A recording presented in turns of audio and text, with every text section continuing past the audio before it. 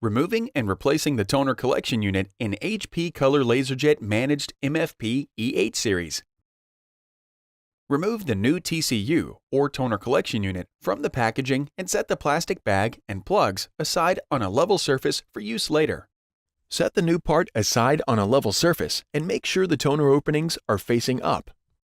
Open the front door of an HP LaserJet Managed E8 series MFP. Press the release tabs on the toner collection unit on the left and the right sides.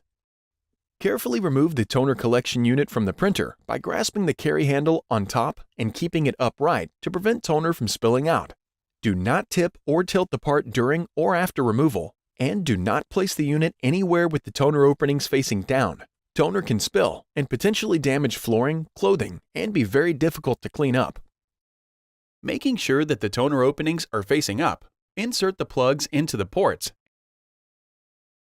and then place the old toner collection unit inside the plastic bag. Seal the bag closed to prevent toner from leaking. HP recommends recycling the TCU where available. Carrying the part upright by the handle, slide the new toner collection unit into the printer. Press firmly on the unit until it locks into place. The tabs should make a clicking sound indicating that it is securely installed. Close the front cover.